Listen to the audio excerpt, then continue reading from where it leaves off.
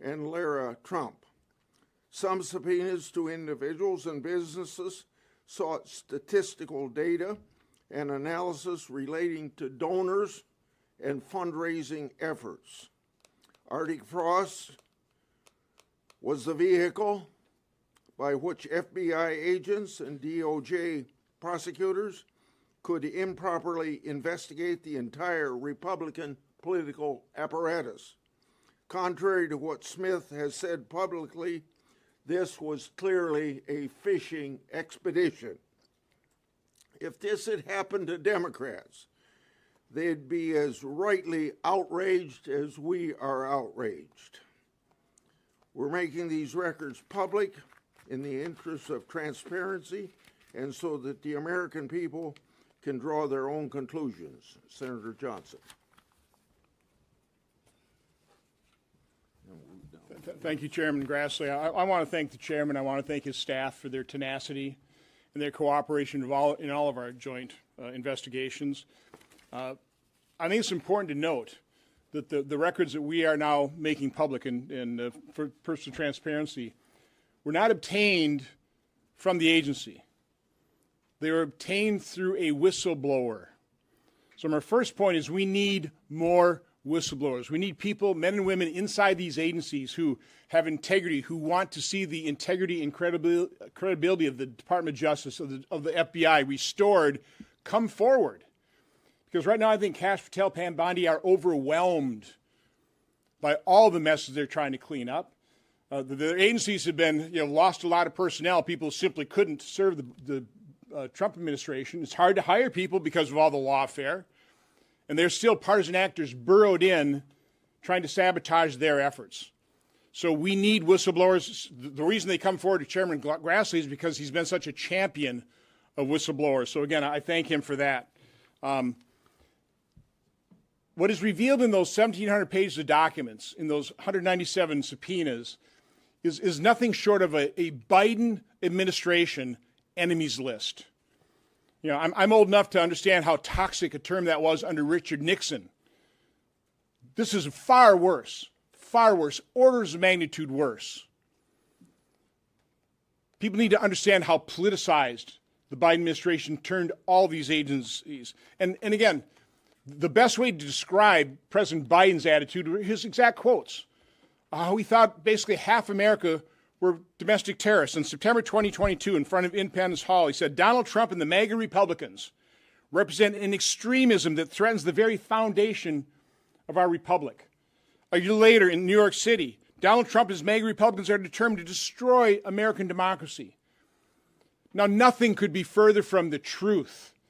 That is a level of paranoia that's actually astonishing. But the fact that 38 Wisconsinites are on that enemies list. I know most of those individuals. They are God-fearing, country-loving, law enforcement supporting people who want to see America succeed. The fact that they are on a Biden administration enemies list, were targeted by that administration, is outrageous. It should shock every American. And so I am calling on, and I appreciate all the members of the Judiciary Committee, we need to get to the bottom of this. We need to do everything we can to assist Director Patel and AG Bondi in making sure that they have the staff to take control of these agencies. They're the heads of them. I don't think they have the control. I think they're being sabotaged within. But the American people need to understand exactly what happened.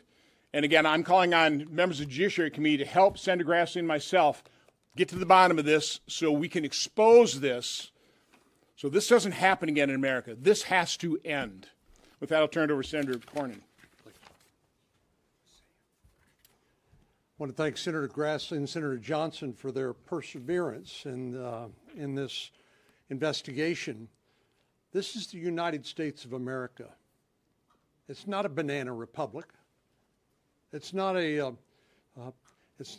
country that condones partisan lawfare against your political opponents.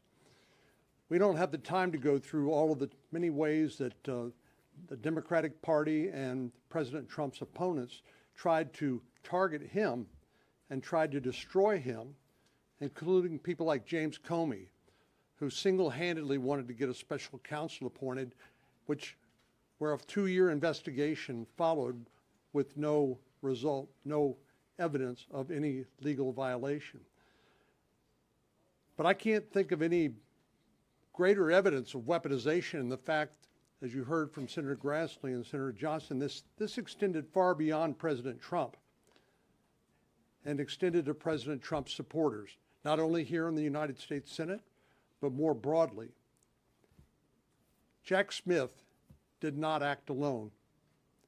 Yes, he was a special counsel. He was appointed by Merrick Garland, and he had responsibilities to report to Merrick Garland, the Attorney General, Joe Biden's Attorney General, under the rules regarding special counsel. Merrick Garland was a member of Joe Biden's cabinet. He was willing to do whatever Joe Biden and his political operation wanted him to do, including destroying President Trump, including abusing our justice system for partisan purposes.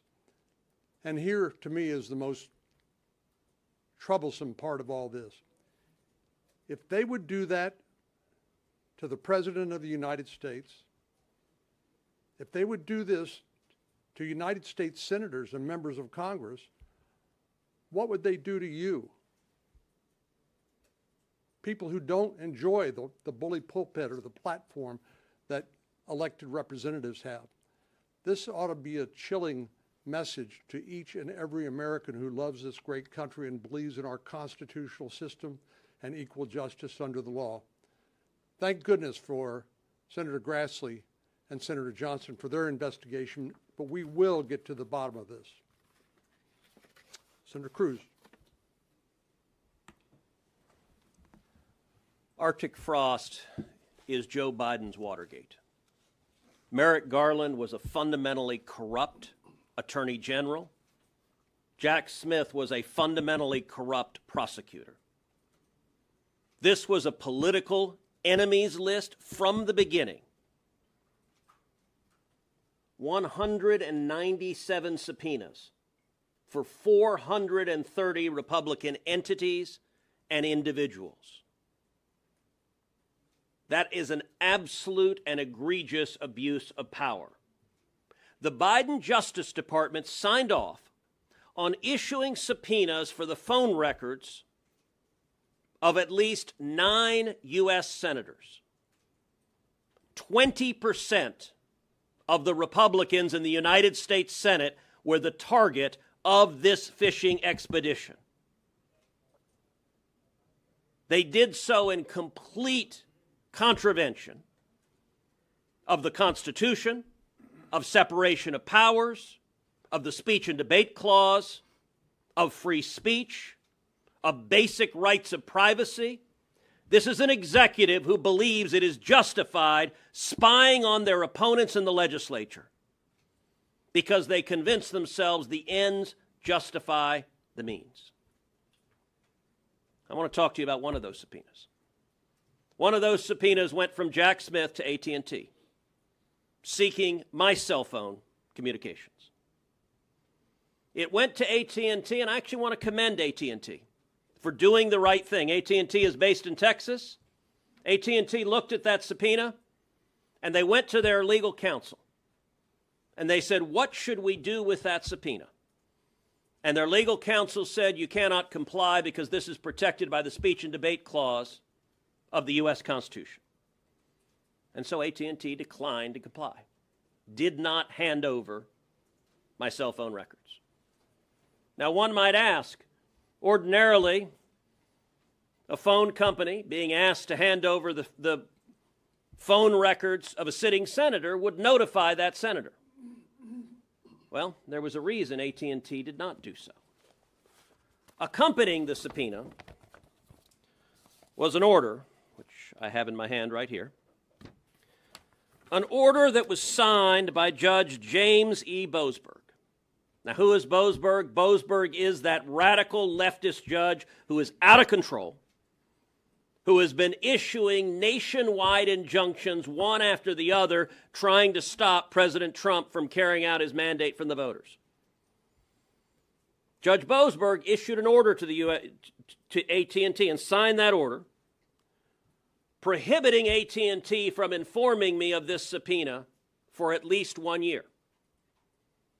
And Judge Boasberg gave the basis for that order, and I'm going to quote from the order Judge Boasberg signed. The court finds reasonable grounds to believe that such disclosure will result in destruction of or tampering with evidence, intimidation of potential witnesses, and serious jeopardy to the investigation. That's an order a judge signed. Now, I can tell you right now, there is precisely zero evidence to conclude that I am likely to destroy or tamper with evidence or to intimidate potential witnesses. Zero evidentiary basis for that. This order is an abuse of power. This order is a weaponized legal system. My assumption, we don't have the subpoenas that were issued for the other senators, but my assumption is Judge Boasberg printed these things out like the placemats at Denny's, one after the other. We don't know that for a fact, but I feel confident that he concluded it's likely that Lindsey Graham would destroy evidence, and Marsha Blackburn would destroy evidence, and Eric Schmidt would destroy evidence, and Chuck Grassley would destroy evidence. If a litigant makes a claim for which there is no factual basis, that litigant is subject to sanctions in federal court. And if a judge signs an order reaching a factual conclusion for which there is zero evidence whatsoever, that judge is abusing his power. I am right now calling on the House of Representatives to impeach Judge Boasberg. Judge Boasberg put his robe down, stood up and said, "Sign me up to be part of the partisan vendetta against 20% of the Republicans in the Senate." That is a dereliction of duty and a violation of the judicial oath. And I want to thank Chairman Grassley and Chairman Johnson for pursuing this tenaciously like a dog on a bone. We are going to get the answers of every person who signed off on this abuse of power, and mark my words, there will be accountability for these zealots who wanted to corrupt the Department of Justice and corrupt the judiciary in order to try to attack their enemies list. That is unconstitutional, it is immoral, and it is wrong. Senator Kennedy. I'm next. We didn't have you on the list because you said you were here. You can be Well, I'm one of those senators that did have their records revealed. Verizon is my wireless carrier, and Verizon never challenged, never moved to quash. They complied with the subpoena that went forward on our records. Now, Ted talked about the speech and debate clause. This is also a violation of our First Amendment and Fourth Amendment rights. It is a violation of the separation of powers. It is a violation of the Stored Communications Act. I am looking forward to bringing Jack Smith before us. I am looking forward to bringing the wireless companies before us and finding out exactly what happened. No citizen of the United States should ever be subject to treatment like this. And as Senator Cornyn said, if they are doing this to us, what did they do to all the moms and dads that went to school board meetings? What did they do to the pro-lifers that stood on a sidewalk and held a sign? What did they do to people that were supporting President Donald Trump or people that were supporting Republican candidates? Jack Smith moved forward after Christopher Wray wrote a memo on April 4th of 22. And you all should read the memo.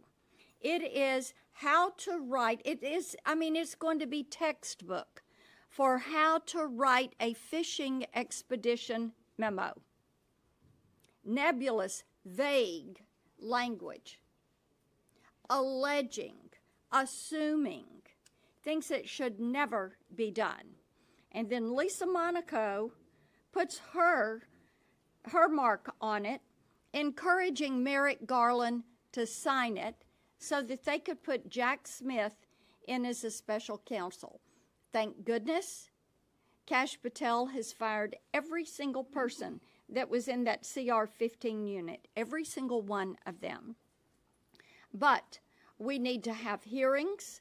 We have encouraged the DOJ to refer Jack Smith to the Office of Professional Conduct, and they need to work with us to provide the documents so we can have a more fulsome picture about what has transpired with this.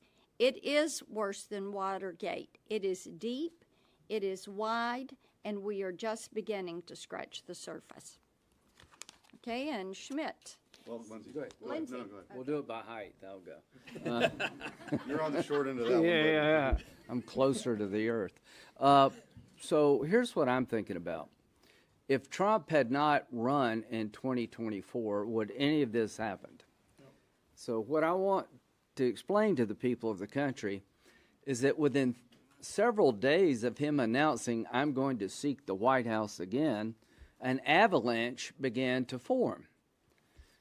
And I really do believe that none of this would have been happening if Trump had set out the 2024 cycle. But once he announced, I'll have my own chart one day, we'll show you what happened and when it happened. Within about 8 months of announcing, he had 91 felony charges against him in Georgia and New York and other places. So here's what I think. That when he said he wanted to have a political comeback, it triggered the Democratic machine to destroy him before he could ever get started. And in their effort to destroy him, there were no boundaries. The goal was to stop Trump and to look at anything and everything that could stop Trump and ignore the Constitution and a lot of other things. I was the chairman of the Judiciary Committee in January 2021. I don't know about you, but I'm offended that somebody in 2023 would subpoena my phone records to find out where I was at when I called somebody and who I called and where they were at. It's not their damn business. I have a constitutional duty, like the rest of us here, as chairman of the committee regarding the 2020 election. I don't think the 2020 election bothered anybody until Trump decided to run in 2024, legally. So what I want to do is pursue what happened system-wide. Was there contact between Jack Smith and Fani Willis? I got caught up in that crap. I'd spent over $1 million. Now, she's been kicked off the case. Was there a coordination between Jack Smith, Fani Willis, Alvin Bragg, Letitia James?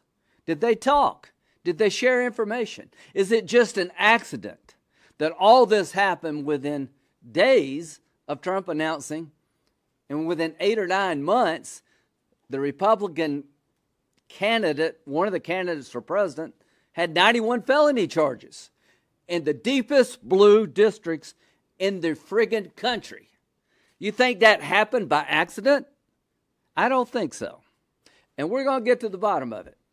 And I want to know, was there any coordination between Fani Willis and New York by Jack Smith? We're going to get every piece of paper we can get, and I want Jack Smith to come forward, but I want the information first.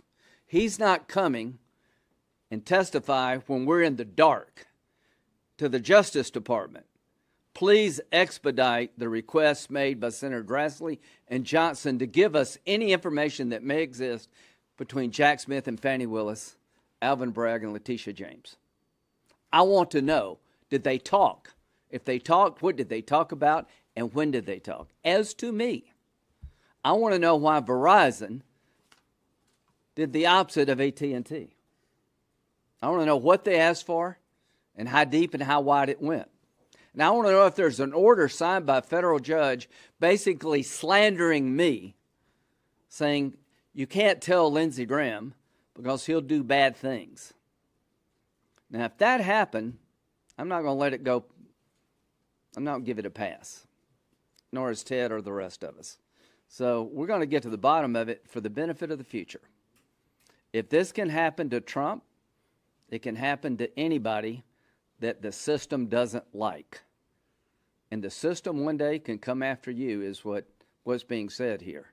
So people literally need to pay a price for this. Some people may need to go to jail. Some people may need to be fired. But if they violated my constitutional rights, if they trampled on the separation of powers involving me, I'm going to sue the hell out of these people. I think what happens sometimes in this town is that we have multiple news cycles in one day, and big events can sort of get lost in all the things that are happening in the news of the day. But I think that in this instance, I can't think of a bigger political scandal in the last 100 years. So if you want to compare it to Watergate, this is 100 times worse than Watergate, and here's why. To sort of amplify the point that Senator Graham was making, 3 days after President Trump announced he was running for president, this system was weaponized against him. Jack Smith, who is notorious in prosecutor world as being a Stalin-like, show me the man, I'll show you the crime prosecutor. That's the guy you appoint when you want to get your political opponent. He's a dirtbag. A dirtbag. And I hope he comes before this committee. He's got a lot to answer to.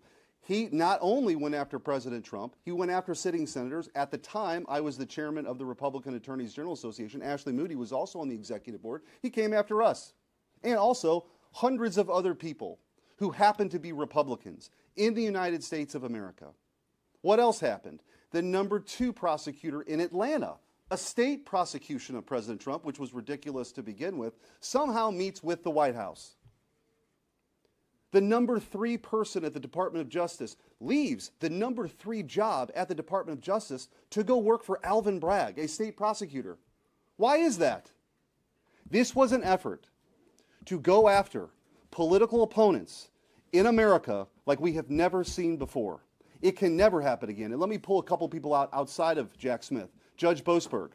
Judge Boasberg gave a speech about how he was going to thwart the Trump agenda before he got those cases. He was not the assignment judge. The D.C. courts have a daily assignment judge. He wasn't the assignment judge. He's on vacation.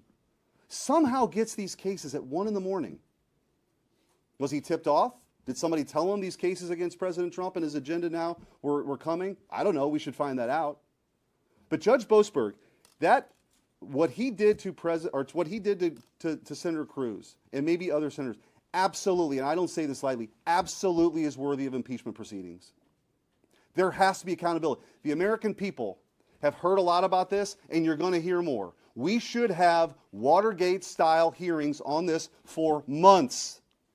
If we're ever going to root this out, we have to be serious about it, and consequences have to follow.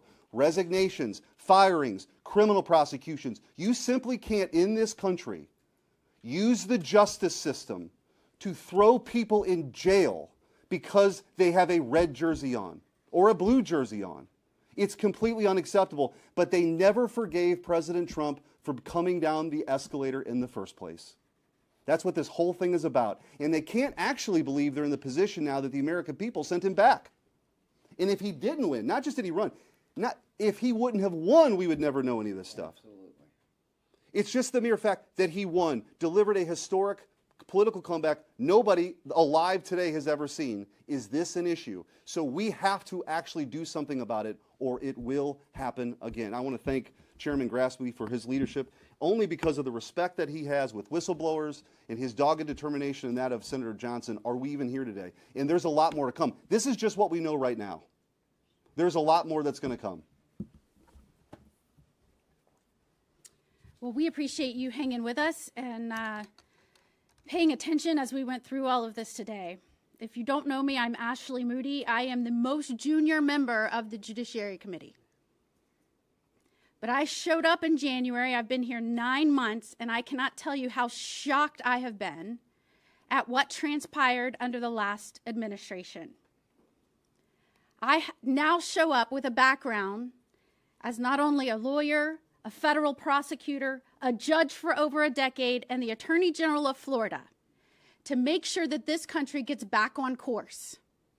Because let me tell you about countries like Venezuela, whose own government went after their enemies, and that didn't just include those who were rightfully and duly elected by the people. They went after news organizations and journalists. They went after allies and people who supported freedom and democracy. And most of the people from that country who fled reside now in the state of Florida.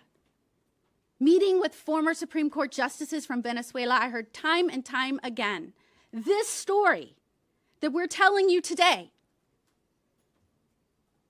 You heard Senator Cruz tell you that a judge said that he may destroy evidence. This is one of the preeminent lawyers in our country who argued in front of the Supreme Court, who has dedicated his life to service, who fights for the future of this country.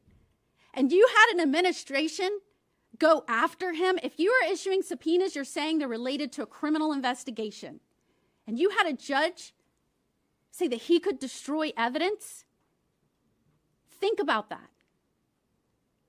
They were trying to wipe out the leaders of a cause for a next generation. From elected leaders to news media, multiple outlets, journalists, even donors. If you're watching this right now, oh yes, there were even subpoenas issued on donors. Your information. If you believed in a cause and thought so highly of it, those things that we stood for, and you put your money where your mouth was, your information was sought. So when you hear them say, imagine that they're doing this to us, they could do this to you, they did do it to you. And we only know this because the president was elected again. And I can tell you right now, you've heard them say we need to do our jobs. Impeachment needs to be on the table. Impeachment wasn't just a theory or an idea or some hypothetical one day. If there was ever an instance to root out judges that were not following the law or not being independent or were not living up to their oath, this is it. Impeachment cannot be a scarecrow. We must use that tool to make sure the public can trust in our judiciary again, can trust in our justice system again. Because if you ask the Supreme Court justices that fled to the United States from Venezuela, they would tell you when their justice system went, when the people no longer trusted that it was independent, they lost their nation. And I, for one, as the rookie of judiciary and the rookie of the United States Senate, are here to fight for this country. It will not fall under our watch. And you have our word. Hear, hear. Direct your questions to whichever senator you want to ask them to. Go ahead. Thank you so much. To anyone, I'm Allison Steinberg with Lindell TV, and Mike Lindell himself is actually mentioned in the judiciary document release involving Arctic frost. When can Lindell and really all other Americans know what to extent and by what means they were targeted and or surveilled in all of this? And will there be a full list released of every American that was involved? Well, I think my colleagues could speak to this as well, but I think that we're going to just prove what the government has tried to do. We get more documents to do it, and we don't know everybody that's probably been involved yet, but we've got evidence that too many people, and this process should have never gone ahead. Anybody else want to say anything? Okay, go ahead. Thank you, sir. I know we've had a lot of special counsels in recent years, and I know that you guys in the judiciary are planning on investigating this. Is this something that you think the Trump administration should appoint a special counsel to investigate? I'd love to handle that. Yeah.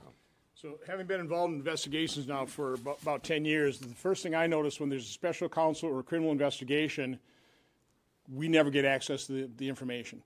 And if crimes aren't charged, that all gets sealed, and the American public never knows what happened. So I've called on Kash Patel, Pam Bondi, do a rigorous internal investigation for the purpose of turning those documents over to Congress so that we can examine people, we can take testimony, we can hold hearings, so the American people know what happened. We bind this up in a legal process right away, we'll never know.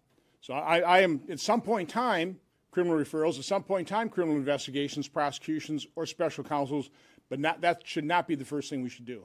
I would see this process, if a special counsel was appointed, whoever made that decision to appoint it, they'd want to shut down our investigation. Yes, over there. Senator Grassley, do you agree with your colleagues that Judge Boasberg should be impeached? And if so, what do you think that process would look like? I'm sorry, I've got hearing problems, so speak louder. Do you agree with your colleagues that Judge Boasberg should be impeached, as they just mentioned? And if so, how would that process play out? With the hearings, you mean? Mm-hmm. Well, first of all, we want to make sure that we have all the documents, all the information that we can possibly get, so we know when these people that come before us, they know what to say or not to say, and we got to make sure that we got the documents so when they lie to us, we can challenge them. Can I say something about that? Impeachment starts in the House. And I think what Ted's saying is based on this order, he hopes the House will look at whether or not this judge abused his authority. I am 1,000% supportive of that idea. I cannot believe that a federal judge would sign an order informing a senator for a year regarding a request coming from Jack Smith because they think Ted Cruz would tamper with witnesses, withhold, or destroy evidence. That's unbelievable. What made you think that? What evidence did you have? That really did shut down the systems as it's supposed to. You're supposed to tell us when we have our phone records asked for. That's actually a law somewhere. Well, the judge overrode that. Why? How could he possibly conclude that?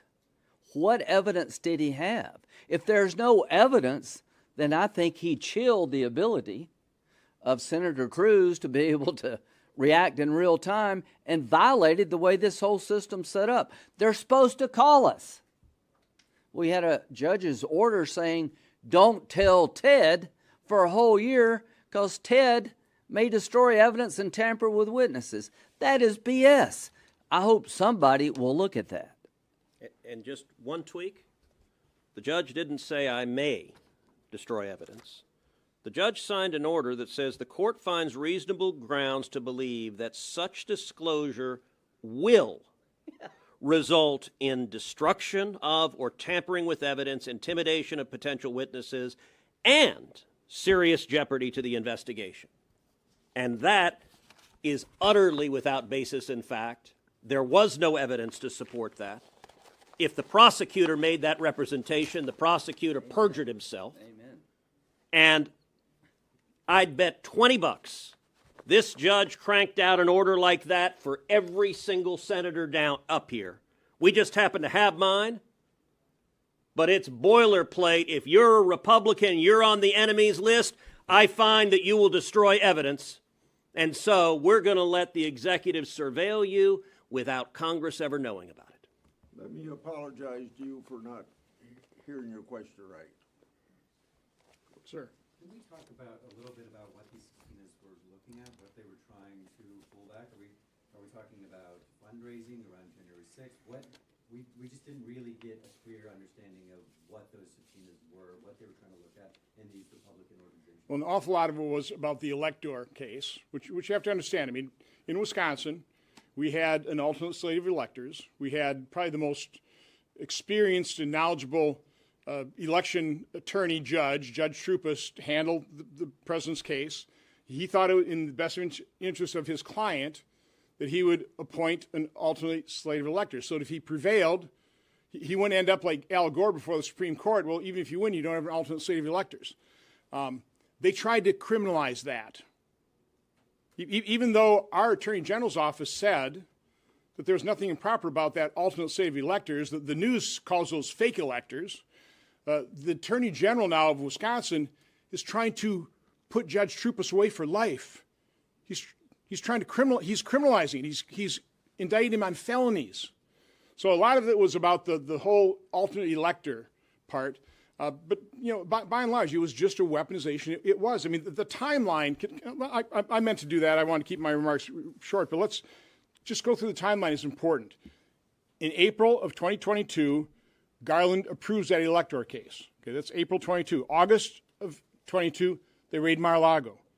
September 19th was the first subpoenas issued in this whole investigation. As other senators pointed out, November 15th, Trump announces candidacy. 3 days later, Jack Smith is appointed. June 2023, Jack Smith indicts Trump. August, he indicts him again. In August 6th, there's a briefing on Jack Smith's Arctic Frost case revealing log call collection from 9 members of Congress. That happened, after all this occurred. What are they doing collecting records after that point? And the final point of this, in November of 2023, Lisa Monaco changes the procedures on collecting telephone information or information on members of Congress. Like somebody at some point in time realized we better cover our backside. So again, this was an enemies list. This was a political witch hunt, and it's all politicized. It's all about trying to keep President Trump on office. And let me add a little bit in answer to your question. So President Trump announced his candidacy in November of 2022. This subpoena was signed on May 25th of 2023. So it was about 6 months after he announces his candidacy. I assume the others were contemporaneous, although we don't have that information. You asked what did it cover. Here's what the attachment to the subpoena says. Provide the following records from January 4th, 2021 through January 7th, 2021. Subscriber information, names, including subscriber names, user names, and screen names, addresses, including mailing addresses, residential addresses, business addresses, and email addresses, all call detail records, including but not limited to detail records for inbound and outbound calls, text messages, direct connect, and voicemail messages. So every text that a sitting senator received, every text that a sitting senator sent, every voicemail that you had, all of the data the phone company had. Length of service, including start date, types of service, and it goes through means of source of payment for such service. It goes through record of sessions times and durations, and temporarily assigned network addresses such as internet protocol addresses associated with those sessions. So they're looking for, among other things, geolocation of where you were.